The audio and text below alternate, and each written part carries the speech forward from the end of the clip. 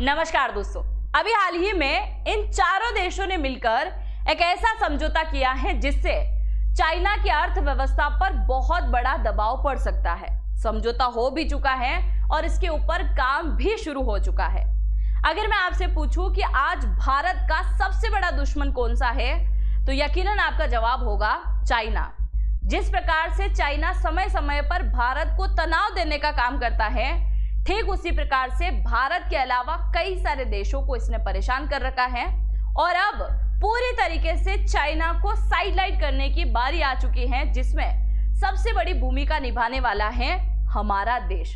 तो आज की इस वीडियो में हम चर्चा करने वाले हैं कि आखिरकार ऐसा कौन सा समझौता है जिससे चाइना बहुत बुरी तरीके से परेशान होने वाला है और भारत के लिए पूरी दुनिया में एक अलग प्रकार के अवसर भी खुलने वाले हैं। तो शुरुआत करते हैं आज के इस वीडियो की और जानते हैं इस पूरी जानकारी के बारे में। मेरा नाम है अंजलि और मैं आप सभी का स्वागत करती हूं एग्जाम नारी के यूट्यूब प्लेटफॉर्म पर।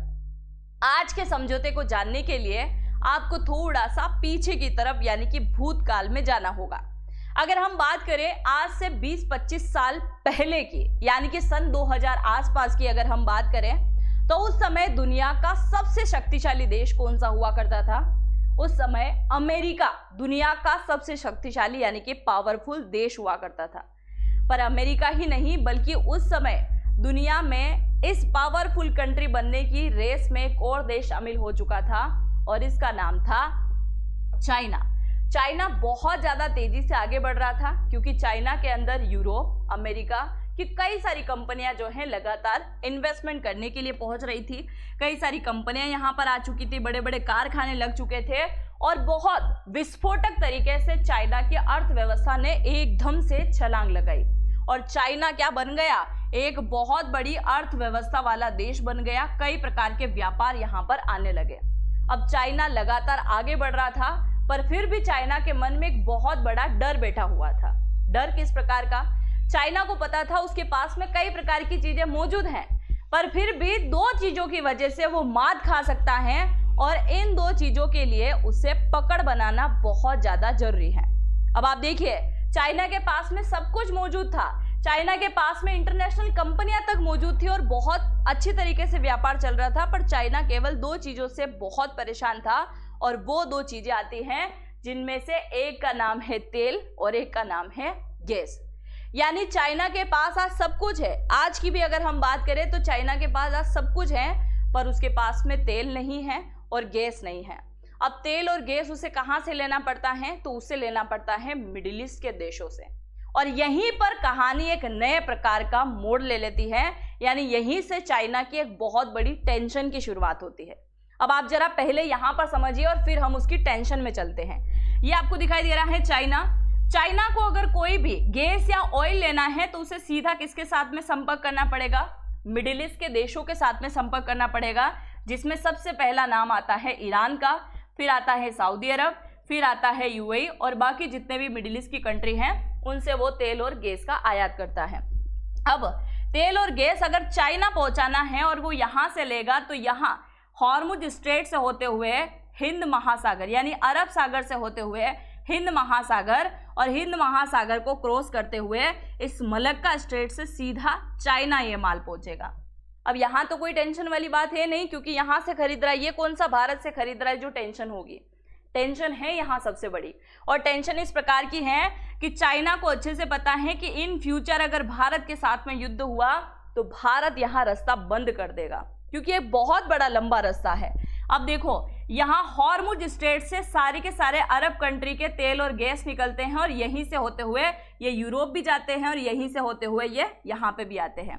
अब चाइना ने क्या सोचा कि एक नए प्रकार का तोड़ निकालना पड़ेगा और उसी समय यानी सन 2013 में हम आ गए हैं और 2013 के अंदर शी जिनपिंग की तरफ से एक बहुत बड़ा अनाउंस किया जाता है। शी जिनपिंग की तरफ से एक नारा दिया जाता है कि भाई साहब, अगर किसी देश के ऊपर राज करना है ना तो उसे गुलाम मत बनाओ, उसके अंदर निवेश कर दो, उसे जितना कर्जा चाहिए वो दे दो, जितने हथियार चाहिए वो दे दो। यानी कुल मिला के उस देश को अपने अंडर करने के लिए उसे पैसों का लालच दिखाओ। और शी जिनपिंग की ये नीति काम करना शुरू हो गई। शी जिनपिंग ने सबसे पहले किसको पकड़ा? पाकिस्तान को। पाकिस्तान के अंदर क्या बनाया? CPEC बनाया। ग्वादर पोर्ट बनाया, ताकि उनका लक्ष्य ये था कि भाई साहब ईरान से जो भी तेल वेल आता है वो ग्वादर बंदरगाह से होता हुआ सीधा पाकिस्तान में होता हुआ चाइना पहुंच जाएगा। पर यह प्रोजेक्ट कंप्लीट ना हो सका। क्यों? क्योंकि बलूचिस्तान वालों ने अड़िंगा लगा दिया और इधर पीओके हमारा इलाका है, हम लगातार अड़िंगा लगा रहे थे। ये प्रोजेक्ट अटक गया। इसने सोचा चलो ठीक है, इस प्रोजेक्ट पे तो हम धीरे धीरे काम कर लेंगे, अफगानिस्तान वाला रुख देख लेते हैं। चाइना ने क्या किया, पाकिस्तान से अफगानिस्तान और फिर Iran belt and road initiative यानी कि सड़क मार्ग को डेवलप करना शुरू कर दिया। और जब अमेरिका ने इससे सवाल किया तो इसने बोला कि हम तो चाहते हैं कि पूरी दुनिया सड़क के माध्यम से कनेक्ट हो जाए, इसलिए एक नए प्रकार का रास्ता निकाल रहा हूं। भाई साहब यहां से रास्ता निकालना शुरू किया। इसने सोचा कभी यहां से भी रास्ता अटक गया तो क्या करेंगे, ऊपर रशिया बैठा हुआ है, इधर आ गया। इधर आके कहाँ आया, म्यांमार के अंदर। जिस प्रकार से पाकिस्तान के अंदर सीपीसी बनाया, वैसे ही म्यांमार के अंदर क्या बनाया, चाइना म्यांमार इकोनॉमिक कॉरिडोर बनाया। और यहां से होते हुए कहां पहुंचा, श्रीलंका। श्रीलंका का एक द्वीप है जिसका नाम है हम्बनटोटा, उसको ले लिया और बंगाल की खाड़ी को पूरी तरीके से अपने अधीन करने की कोशिश करी। हिंद महासागर से आगे बढ़ के कहाँ गया, मालदीव गया। और मालदीव वाले इलाके में पहुंचने के बाद अब हिंद महासागर में अपनी शक्तियां बढ़ाना शुरू हो गया, ताकि भारत मुझे कभी रोक ना पाए। सीधे तरीके से आप इस बात को यहाँ पर समझो कि जैसे इसको रास्ता चाहिए था, उस रास्ते की ये कोशिश कर रहा है। दूसरे देशों के अंदर निवेश करके उन्हें अपने अंडर करने की कोशिश कर रहा है। मिडिल ईस्ट के अंदर अपने पावर दिखाने की कोशिश कर रहा है। और सबसे बड़ी बात, भारत को घेरने की कोशिश कर रहा है। अब इन सारी चीजों को देखते हुए भारत जितना परेशान हो रहा था, उतना ही परेशान हो रहा था कौन, अमेरिका। अमेरिका को अच्छे से समझ में आ रहा था कि अगर इसी प्रकार से ये निवेश करता रहा, इसी प्रकार से रास्ते बनाता रहा, तो आने वाले टाइम में हर एक देश जो है पूरी तरीके से चाइना का निवेशक देश बन जाएगा, यानी कि उसका गुलाम बन जाएगा। आप मानिए अगर आपने किसी से 1000 रुपये लिए हैं और अगर कहीं लड़ाई हो रही है तो आपको जबरदस्ती उसका सपोर्ट करना पड़ेगा। क्यों? क्योंकि आप उसके गुलाम हो, आपने पैसे लिए हैं उधार, नहीं बोल पाओगे। और यही काम कौन कर रहा है, चाइना। इसीलिए अमेरिका के मन में बहुत प्रकार की चीजें आना शुरू हो गई। अमेरिका को लगने लगा कि चाइना धीरे धीरे दुनिया के कई सारे बंदरगाह पर प्रभाव बनेगा, क्योंकि अफ्रीका के अंदर उसने कई प्रकार के बंदरगाह डेवलप किए, मध्य एशिया के अंदर कई प्रकार की सड़कें और रेलवे नेटवर्क उसने बना दिया, है ना। और अगर हम मिडिल ईस्ट की अगर हम मिडिल ईस्ट की बात करें, पश्चिमी एशिया की अगर हम बात करें, तो यहाँ तो इसने कई प्रकार के डेवलप कर दिए। इसीलिए अमेरिका के मन में सबसे बड़ा डर था, सप्लाई चेन के ऊपर चीन का पूरी तरीके से नियंत्रण हो जाएगा, भारत और मिडिल ईस्ट को यह पूरी तरीके से काउंटर करेगा, ऊर्जा मार्गों के ऊपर इसकी पूरी तरीके से पकड़ हो जाएगी। और अगर ऐसा ही चलता रहा तो आने वाले टाइम में अमेरिका को किसी और देश के साथ नहीं बल्कि चाइना के साथ में टक्कर करना पड़ेगा और इसका वैश्विक प्रभाव पूरी तरीके से कमजोर हो जाएगा। क्योंकि अमेरिका यही सोचता है ना कि आज भी दुनिया भर का सबसे बड़ा वाला सुपर पावर केवल यही बन के रहे, दुनिया का कोई भी देश इससे आगे ना निकल जाए, और उसको दबाने की ये पूरी कोशिश करता है। और इसके लिए वैश्विक प्रभाव कम ना हो जाए, डॉलर में व्यापार ना होना बंद हो जाए, कई प्रकार के सवाल अमेरिका के मन में चल रहे थे। और इसी वजह से अमेरिका ने एक निर्णय लिया, जिस प्रकार से एशिया के अंदर उसने क्वाड बनाया था। आप सभी जानते हैं कि क्वाड देश की स्थापना जब हुई थी तो उसमें ऑस्ट्रेलिया, जापान, भारत और अमेरिका शामिल था, जिसकी वजह से चाइना के पेट में बड़ा दर्द हुआ था कि 9 देश वाली लाइन के अंदर भी भारत घुस रहा है। दूसरी तरफ इसने एक और नया प्लान बनाया कि अब मिडिल ईस्ट के अंदर हमें एक समझौता करना पड़ेगा, और अगर मिडिल ईस्ट के देश और भारत सब एक हो गया तो फिर हम चाइना को बहुत आसानी से हरा सकते हैं।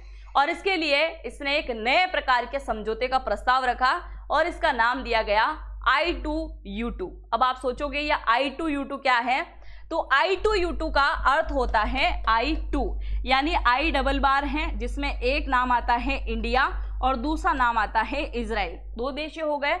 U2 की अगर हम बात करें तो पहला आता है UAE, है ना, ये आपको दिखाई दे रहा है ना, UAE यूनाइटेड अरब अमीरात, और दूसरा U आता है यूनाइटेड स्टेट अमेरिका। तो आपको समझ में आया होगा I2 और U2 की इसने स्थापना करी, जिसके अंदर 4 देश शामिल होने वाले थे। पर ये इतना आसान भी नहीं था। अमेरिका को लग रहा था कि चलो बहुत इजी वे में हम ये कर लेंगे, पर ये इतना आसान नहीं था, क्योंकि एक तरफ इजराइल है, भारत तो समझ में आता है मिडिल ईस्ट देशों के साथ में अच्छे से बना के रखता है, पर यहाँ पर इजराइल की बात है, यहाँ पर UAE की बात है, जो कि आपस में बनती नहीं है। क्योंकि आप देखो ये UAE जो अब तक इजराइल को देश की मान्यता भी नहीं देता है, और अमेरिका यूएई से उम्मीद लगाए के बैठा हुआ है कि भाई साहब तुम इनके साथ में समझौता कर लो। यूएई ने साफ साफ मना कर लिया कि मैं समझौता नहीं करूंगा। अमेरिका ने बड़ा बहला फुसला के स्वीकार करवाया कि भाई साहब तुमको रक्षा सहयोग हम दे देंगे, तुमको पैसा चाहिए तो हम दे देंगे, सेना भिजवाना है तो भिजवा देंगे, तुम्हारे ऊपर कोई प्रतिबंध लगा होगा कभी बाद में उसको भी हटा देंगे, सभी प्रकार के व्यापार में तुमको बढ़ावा देंगे। यानी कुल मिला के इसको पूरी तरीके से बहला फुसला के बोल दिया भाई साहब यूएई हाँ भर दे। अब यूएई ने हाँ भरी और कुछ ये बात भी निकल के आ रही है कि सऊदी अरब भी अब इजराइल के पाले में जाता हुआ दिखाई दे रहा है। खैर हम यहाँ पर इन 4 देश की बात कर रहे हैं। यूएई को मनाया और जब यूएई मान जाता है तो 2021 के अंदर इन 4 देश के विदेश मंत्रियों की एक बैठक होती है। अब देखो इनको बैठक कराने से पहले एक नए प्रकार का समझौता किया है अमेरिका ने। अब इन देशों को करीब लाने के लिए अब्राहम कोड लेके आया था। अब्राहम अकॉर्ड आप सभी जानते होंगे। अब्राहम एक ऐसा समझौता जिसके अकॉर्डिंग अमेरिका चाहता था कि जितने भी मिडिल ईस्ट के देश हैं वो और इजराइल क्या हो जाए, सब एक हो जाए। हालांकि इसमें कुछ कुछ देश शामिल हो गए पर कुछ देश शामिल नहीं हुए। और जैसे यूएई अब्राहम कोड के अंदर शामिल हुआ और ये शामिल होने के बाद में 2021 के अंदर इजराइल, अमेरिका, यूएई और भारत इन 4 देशों के विदेश मंत्रियों की एक बैठक होती है अक्टूबर के अंदर। फिर 2022 के अंदर आते आते इनकी एक वर्चुअली मीटिंग होती है और फाइनली एक घोषणा की जाती है कि एक नए प्रकार का आर्थिक साझेदारी वाला रणनीतिक समझौता होने जा रहा है जिसका हमने नाम दिया है I2U2। अब I2U2 बना है, इसमें इन 4 देशों को ही क्यों शामिल किया गया है और फिर हम भारत के महत्व को जानेंगे और चाइना कैसे फेल होगा उसको हम जानेंगे। अब देखिए इन 4 देशों को चुना उसके पीछे की पहली रीजन, अगर हम भारत की बात करें तो चाइना के साथ में टक्कर का मुकाबला लेने वाला अगर पूरे के पूरे एशिया में कोई है तो वो केवल भारत है। आप जरा सोचो अगर कभी चाइना और अमेरिका का युद्ध हो गया तो अमेरिका क्या पाकिस्तान से मदद मांगने के लिए जाएगा कि भारत के पास में आएगा? पाकिस्तान की औकात है क्या उसकी मदद कर देगा? भारत ही करेगा। यानी भारत चाइना को टक्कर देने वाला, उसका मुकाबला करने वाला उतना ही बड़ा देश है और उतनी ही तेजी से बढ़ती हुई अर्थव्यवस्था अगर किसी देश की है तो वो है हमारा देश। फिर बारी आती है यूएई की, तो यूएई के पास में पैसा बहुत ज़्यादा है, उसको निवेश करने वाला चाहिए था और उसने निवेश किया है। भारत के अंदर अभी हाल ही में निवेश किया गया, इजराइल के अंदर भी निवेश किया गया और इसके लिए सबसे ज़्यादा सहयोग कौन कर रहा है? ये कर रहा है अमेरिका। दूसरा, यूएई को कहा गया कि हम इस प्रोजेक्ट के तहत एक और नए प्रोजेक्ट को लेकर आ रहे हैं जिसके अकॉर्डिंग तुम्हारे यहाँ पर ट्रांजिट हब बनेगा जिससे तुम बहुत ज़्यादा पैसा कमाने वाले हो। और फिर बारी आती है किसकी? हमारे एक और दोस्त की जिसका नाम है इजराइल। इजराइल को कहा गया कि तुम्हारे पास में नए नए टेक्नोलॉजी वाले हथियार मौजूद हैं, एग्रीकल्चर के मामले में भी तुम आगे हो तो ये दुनिया भर तक पहुंचाओ, इसके लिए तुमको भी बहुत ज़्यादा फायदा मिलने वाला है। और भारत के साथ में कई प्रकार के रक्षा समझौते हो चुके हैं। सबसे आखिरी में बारी आती है अमेरिका की। अमेरिका ने कहा कि तुम तीनों कुछ भी काम करो, तुम्हारा सपोर्ट मैं करूंगा, रणनीतिक साझेदार बनूंगा और रक्षा सहयोग भी बनूंगा। और उसके अकॉर्डिंग यहाँ पर एक नए प्रकार का समझौता हो गया। अब ये समझौता जैसे ही 2022 के अंदर कंप्लीट हुआ और 2023 के अंदर जैसे ही जोरों शोरों से इसके ऊपर काम करना शुरुआत हुई थी कि चाइना को हम काउंटर कर देंगे। आप देखो China belt and road initiative Hind महासागर के अंदर आसपास के जितने भी द्वीप हैं यहाँ तक पहुँच गया और इस सब को आसपास हटाने के लिए एक नए प्रकार के सड़क की स्थापना करी थी, एक नए प्रकार का कॉरिडोर शुरू हुआ था जिसका नाम था IMEC कॉरिडोर, यानी कि India middle east Europe economic corridor बनाया गया, जिसमें अगर हमें यहाँ से यानी कि यूरोपीय देशों की अगर हम बात करें तो यूरोपीय देशों से अगर हमें कोई सामग्री मंगवानी है तो यूरोप से यहाँ से होते हुए इजराइल सामग्री आएगी। ये हाइफा वाला इलाका जो है इजराइल का, ये बहुत बड़ा ट्रांजिट हब बनेगा। इजराइल से सीधा माल आएगा सऊदी अरब के अंदर, है ना, सऊदी अरब के रियाद वाले क्षेत्र में। यहाँ से सीधा कहाँ जाएगा? यूएई के अंदर। और यूएई से सीधा कहाँ? ये हॉर्मुज स्ट्रेट को काउंटर करते हुए सीधा भारत में मुंबई तक पहुँचेगा। और अगर भारत को भी कोई माल पहुंचाना है तो यहाँ से हॉर्मुज स्ट्रेट को बाईपास किया जा रहा है। देखो ये यूएई आपको दिखाई दे रहा होगा जो कि ओमान की खाड़ी से होकर निकल जाएगा, ये यहाँ तक नहीं आएगा, है ना। तो यहाँ से सीधा हम माल भी पहुंचा सकते हैं। अब इसकी शुरुआत हुई थी कि भाई साहब बीच में हमास और इजराइल का युद्ध शुरू हो गया। 2023 के अंदर इन दोनों ने आपस में लड़ाना शुरू कर दिया जिसकी वजह से ये काम वहीं अटक गया। अब देखो ये काम फिर से शुरू हुआ है, जो मैं आगे आपको बताने वाली हूँ। अब यहाँ पर सबसे बड़ा सवाल ये आता है कि अमेरिका मिडिल ईस्ट देशों के साथ में काम करना चाहता था, क्योंकि मिडिल ईस्ट उसको गैस और तेल दे रहे थे। भारत को बीच में क्यों लेके आया? भारत को चुनने की वजह क्या है? अमेरिका ने भारत को क्यों चुना? उसके पीछे की पहली वजह है, अगर चाइना के कोई भी जहाज निकल रहे हैं माल से भरे हुए, तो वो यहीं से होकर निकलेंगे, जो कि भारत का इलाका है, और ये है हिंद महासागर। पहला रीजन भारत को शामिल करने का, क्योंकि वो हिंद महासागर से होकर जा रहा है। दूसरा, अगर हम बात करें कि फ्यूचर में चाइना का इन मिडिल ईस्ट देशों के साथ में लड़ाई हो जाए, चाइना अमेरिका या यूरोपीय देशों के साथ में लड़ा जाए, और अगर उन सभी देशों को अपने कारखाने, अपनी फैक्ट्रियों को उठाकर किसी और देश के अंदर शिफ्ट करना पड़े, तो उतना बड़ा, उतनी जनसंख्या वाला देश तो होना चाहिए जहां सस्ते मजदूर भी उसको मिल जाए और पूरी तरीके से वो वहां पर फैक्ट्री चला पाए, उतनी जनसंख्या भी हो, उतना बड़ा भूभाग भी हो। और उसके लिए चाइना का टक्कर देने वाला एशिया का एक बड़ा देश है जिसका नाम है भारत। यानी बड़ा बाजार भी यहाँ पर है, बड़ी कंपनियां भी यहाँ पर निवेश कर सकती हैं, बड़ी जनसंख्या भी यहाँ पर है, और कारखाने में काम करने वाले सस्ते मजदूर आज दुनिया में सबसे ज़्यादा अगर कहीं मौजूद हैं वो चाइना में है, और दूसरे आपको मिल जाएंगे भारत के अंदर। इसके लिए भी ये बहुत बड़ा रीज़न है। चौथा सबसे बड़ा कारण, जिस प्रकार से चाइना की अर्थव्यवस्था बहुत ज़्यादा तेज़ी से बढ़ी थी, आज उसी तेज़ी से कहीं ना कहीं भारत की अर्थव्यवस्था बढ़ती हुई दिखाई दे रही है। और चाइना के साथ में जैसे ही तनाव बढ़ा और सारी कंपनियां अगर यहाँ आ जाती है, क्योंकि एक टाइम रशिया के अंदर भी कई सारी कंपनियां थी और तनाव होने की वजह से रशिया से कई सारी कंपनियां एग्जिट कर गई, चली गई। ऐसा ही फ्यूचर में चाइना के साथ भी होगा। अगर आने जाने का रास्ता पूरी तरीके से बंद कर दिया जाए, क्योंकि अगर तेल गैस नहीं मिलेगा तो कोई कारखाना, कोई कंपनी नहीं चल सकती है, और अगर वो नहीं चलेगा तो फिर दुनिया भर की कंपनियों को कहाँ आना पड़ेगा? भारत के अंदर आना पड़ेगा। और जैसे ही वो भारत के अंदर आएंगे, बहुत तेजी से भारत की अर्थव्यवस्था में विस्फोट होने वाला है।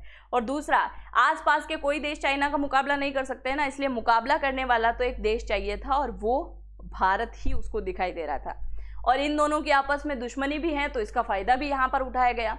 तो आप जरा सोचिए कि इस प्रकार की चीज़ें यहाँ पर निकल के आ रही हैं, और इन चार देशों का जो समझौता है उससे चाइना बुरी तरीके से भयभीत भी है, क्योंकि अगर ये रास्ता कंप्लीट हो जाता है तो चाइना के कौन सीपीसी को पूछने वाला, कौन चाइना के बेल्ट एंड रोड इनिशिएटिव को पूछेगा? कोई नहीं पूछेगा कि चाइना ने कौन से रोड, कौन सी सड़कें बनाई।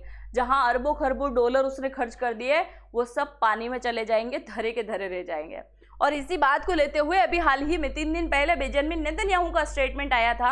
अभी 1.5 महीने पहले स्टेटमेंट दिया, अभी 3 महीने पहले, और अब वापस अभी 3 दिन पहले ये स्टेटमेंट आया कि IMEC यानी कि इंडिया मिडिल ईस्ट यूरोप जो कॉरिडोर है उसका काम हमें बड़ा तेजी से स्टार्ट करना चाहिए, क्योंकि दुनिया भर में कई सारा तनाव है। इसके लिए हम आपसे यही अनुरोध करेंगे कि हर एक देश के अंदर जहाँ जहाँ रास्ता निकल रहा है, जहाँ जहाँ ट्रांजिट हब बनने वाला है, मैन्युफैक्चरिंग हब बनने वाला है, उन सभी जगह अपने अपने देश को डेवलपमेंट कर लेना चाहिए, ताकि जो भी पैसा होगा वो कहीं ना कहीं फ़ायदेमंद रहने वाला है। यानी अगर भारत के अंदर ट्रांजिट हब या फिर मैन्युफैक्चरिंग हब बनेगा तो भारत को फ़ायदा, UAE के अंदर बनेगा, सऊदी अरब के अंदर बनेगा, इजराइल के अंदर तो सबसे बड़ा बनने वाला ही है, और फिर यूरोप तक जाएगा। तो इन सब देशों को अपने अपने अकॉर्डिंग काम कर लेना चाहिए, ताकि हम इसको जल्दी से कंप्लीट कर लें। आपको क्या लगता है, क्या अमेरिका ने भारत को चुना है तो कुछ सोच समझ के चुना है, या फिर क्या वाकई में केवल चाइना का मुकाबला भारत ही कर सकता है?